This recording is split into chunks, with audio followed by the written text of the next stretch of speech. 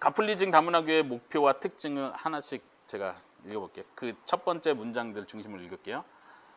1-1번에 가플리징 다문화교회는 다양한 문화적 배경을 가진 사람, 즉 여러 나라에서 온 이주민들을 대상으로 한다.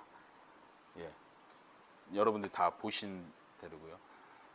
지금 오늘 같은 경우는 베트남 형제자매들이 안 나왔죠. 오늘 같은 경우는 우즈베키스탄에서 온 형제들, 캄보디아에서 온 형제들, 한국에서 온 사람들, 이렇게 세 나라가 모이는 건데, 저희도 처음 올 때는 어느 나라 사람들이 모이게 될지는 생각 안 했고 타겟을 정하고 시작한 것도 아니에요. 근데 이 월곡동에는 우즈벡에서 온 고려인 분들이 많아요. 오늘 온 사람들은 다 고려인 분들이에요. 그러니까 우리 동포죠. 오늘 중국 박원춘 아저씨도 있었죠. 그분도 조선족 동포고요. 그러니까 우리는 마음을 다 열고 모든 민족이 다 오세요 하지만 모든 민족이 다 오는 건 아니죠. 이제 예전에는 예를 들면 네팔 자매도 왔었고 일본 자매들도 왔었고 몽골 자매들도 꽤 오랫동안 다녔었는데 지금은 다 없죠. 또 스리랑카 친구들 제가 거의 1년 정도 한국어 공부를 시켰었고 계속 동티모로 뭐 전도하다 보면 여러 나라 사람들 다 만나요. 그래서 계속 관계를 맺기도 하고 예전에는 필리핀 형제도 만나가지고 거의 교회에서 막 몇 달을 같이 숙박하면서 살기도 하고 복음 가르치고 이렇게 했는데 어떻게 바뀔지 몰라요. 어느 나라가 바뀔지 몰라요. 그렇지만 하나님께서 인도하신 대로 간다. 그리고 저는 이런 교회들이 그냥 많이 필요하다고 생각하는 거예요. 그냥 어느 나라만 딱 타겟으로 해서가 아니라 그냥 우린 그냥 복음을 모든 사람들에게 전한다. 이 어느 지역에 이 광주 월곡동에 있는 모든 외국인들, 한국 사람 포함한 모든 사람들에게 복음을 전한다. 그리고 하나님 모아주시면 그런 분위기가 되는 거죠. 옛날에는 이런 얘기까지 됐어요.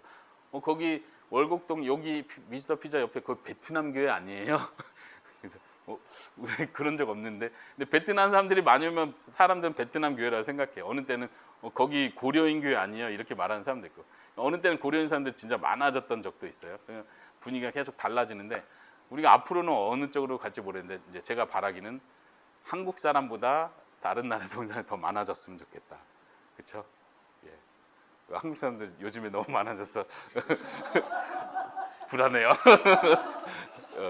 자격 심사를 봐야 될 것 같아요. 다문화교회에 대한 1-2번요. 다문화교회는 한국어 예배만 제공되며 모든 행사나 프로그램도 한국어로 이루어진다. 이제 우리 교회의 특징이 물론 다문화교회는 다 그래야 되는 그건 아무 상관없어요. 아무 그런 법칙이 없어요. 다문화교회라는 정의도 그냥 누구 학자가 내린 거기 때문에 그걸 따라갈 필요도 없는 거고 어쨌든 우리 가플리징 교회에서 제가 목회하면서 처음 가졌던 중요한 것 중에 하나가 한국어로 예배 드리는 거예요. 그래야 한국어 중심으로 여러 나라 사람들이 모일 수 있기 때문에 이제 이 고민도 사실 많이 했는데 캐나다에 갔을 때 패트릭 존스턴 아시죠? 그 세계 기도 정보 쓰신 분, 그걸로 유명하신 분인데 그분이 이제 외가하고 연관된 분이라 저희 그 기숙사에 오셔가지고 강의도 하고 그랬는데 제가 그때 여쭤봤어요. 내가 한국 사람인데 한국에서 다문화 교회를 하려고 하는데 한국어로 예배를 드리려고 한다. 그 공동체를 하려고 한다. 그랬더니 어떻게 생각하냐 그랬더니 맞다고.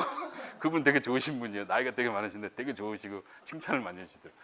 좋은 생각이로 잘하는 거라고. 근데 이제 다른 사람들은 자꾸 영어로 해야 된다고 하는데 어떻게 생각하냐. 그분이 되게 인사이트 있는 말을 해요. 영어로 하면 인터내셔널 처치지 다문화 교회는 아니라고 이 얘기를 딱 하시더라고요. 그 말이 맞더라고요. 그러니까 한국에서 외국인들을 이렇게 포괄할 수 있는 언어, 세계 공용어가 영어니까 영어로 해야지. 이 생각 쉽게 하고 제가 논문 쓸 때도 그런 제안을 많이 했어요. 영어로 해라. 뭐 저도 이제 영어 설교도 해봤고 하니까 영어 예배를 또 따로 만들 수도 있겠는데 그걸 처음부터 생각 안 한 이유가 그거예요. 두 가지 회중을 만들고 싶지 않았고 하나 회중으로 통일을 하려면 한국어로 해야 된다 이 생각을 한 거죠. 사실 영어 회중, 영어권의 외국인들을 할 수 있는 범위가 정해져 있어요. 특히 이제 서양 쪽의 사람들, 유럽 쪽의 사람들, 그다음 필리핀 공동체 이런 쪽은 영어를 쓰면 자연스러운데 그 외 동남아시아, 베트남이나 캄보디아 이쪽은 영어 쓰면 더 힘들어하죠. 그러니까 나는 차라리 이쪽을 선택했다. 처음부터 선택을 한 거예요.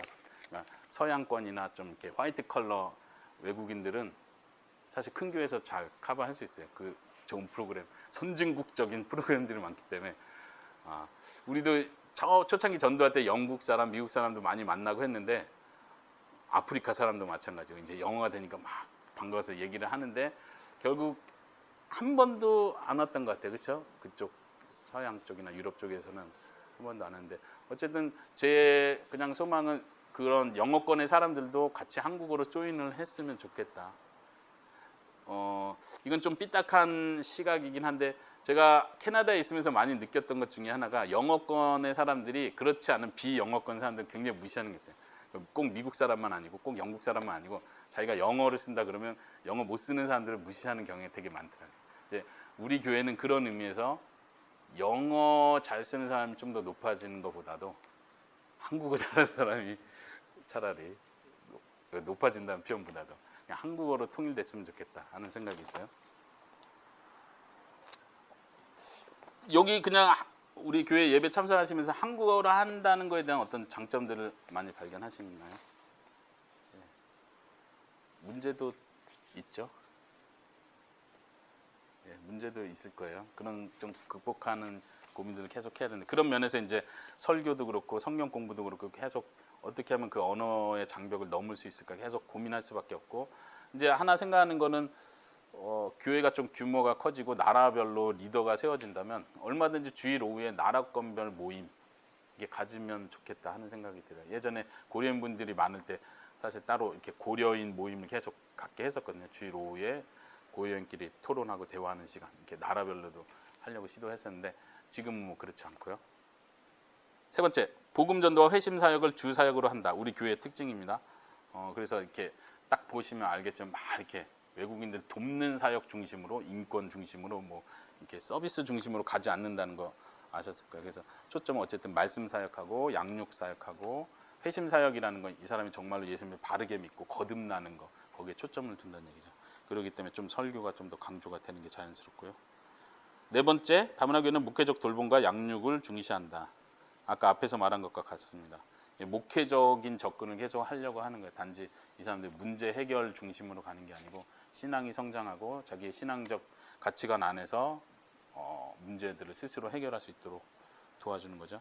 1-5번 가정사역에 힘쓰는 건강한 신앙인으로 양육한다.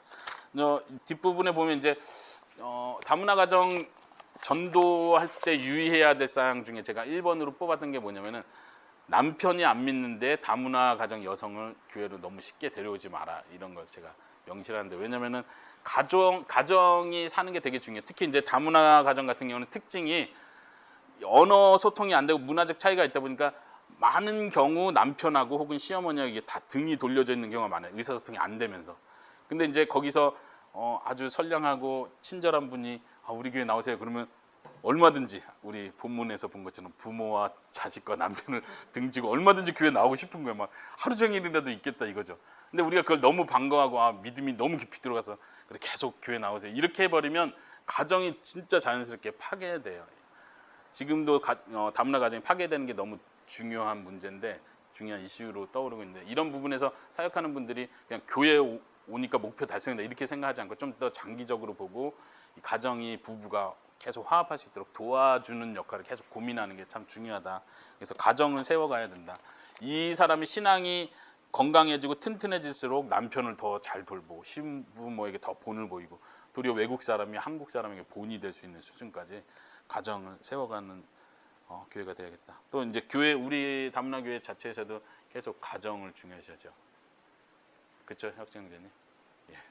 결혼하지 않으면 반드시 결혼하게끔 도와주고, 예, 예, 막 이렇게 가정이 있는데 교회 너무 막 열심히 나오면 열심히 못 나오게 막아주고 가정이 중요하다고.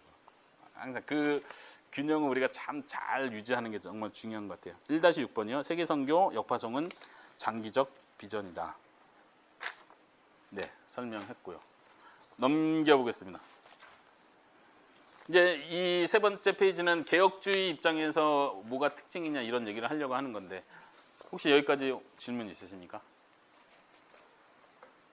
네. 네네. 예예. 그만큼 깊이 못 알아듣는 거죠. 베트남 사람인데 베트남어로 하면 훨씬 더 알아듣겠죠. 근데 한국어로 하니까 이 사람이 한국어를 못하는 만큼 설교를 그만큼 이해를 못하는 게 이제 우리 입장에서 답답하고 시간이 오래 걸리는 문제가 되는 거죠. 예, 언어의 장벽. 예, 지금 저희가 하고 있고 앞으로도 계속 해야 되는 건 그거예요. 언어권 수준별로 계속 1:1 성경 공부를 하는 거죠. 이제 언어 수준별로 공부한다는 건 무슨 얘기냐면 예를 들면 이제 언어가 한국어가 하나도 안 되는 사람도 성경 공부할 수 있나요? 할 수 있다고 생각하고 하는 거예요. 베트남 성경 공부 교재를 보여주면서 읽어보라고 하는 거죠. 예를 들면 예전에 염스레이 씨, 조금씩 이런 분도 안녕하세요 외에는 한국말을 못하는 사람도 오시면은 캄보디아 복음 영상 보여주는 거예요. 그러면 굉장히 이거 한 10분 정도 되는데 막 다 보고 나서 또 틀어달라고 또 틀어달라고 말은 못하고 계속 또 틀어달라고. 그리고 뭐 그 나라 찬송가도 들려주고 이것도 그게 완전 기초적인 방법이죠. 더 되시는 분들은 예를 들면 베트남어, 한국어 이렇게 돼 있는 교재를 사용해 가지고 이렇게 한국말 조금씩 섞어가면서 하고 있고 이제 김선희 선교사님이 김은혜 씨 베트남 김은혜 씨 공부 가리키는 방법도 지금 그렇게 하고 있어요. 이 사람은 베트남어로 교재를 가지고 있고 나는 한국어로 교재를 가지고 있고 그래서 읽어보라고 하고 중요한 단어나 설명들 해주고 이제 한국어가 되는 분들은 우리가 지금 하고 있는 것은 쉬운 한국 문장으로 된 성경 공부 교재들을 활용하는 거죠. 이제 그런 부분들은 제가 만든 것들, 예를 들면 쉬운 교리 문답 이런 것도 예를 들면 우리 아까 그 캄보디아 두 분 계셨잖아요. 아라 씨 같은 경우는 한국말을 그래도 발음도 좋고 잘 하시지만 은하 씨 같은 경우도 한국어는 많이 알아듣는데 발음이나 이런 건 좀 훨씬 안 좋거든요. 그래도 그런 분들 같은 경우도 한국어로 된 교재로 공부하면요 그대로 다 소화해요. 예, 충분히 소화하는 것 같고 그러니까 더 수준이 되면 이제 말 그대로 이제 한국어로 더 깊이 들어갈 수 있겠죠. 아무래도 여전히 때로는 좀 더 깊이 얘기를 하고 싶다 이렇게 답답한 면이 여전히 있지만 그래도 인내를 가지고 그렇게 하고 있습니다.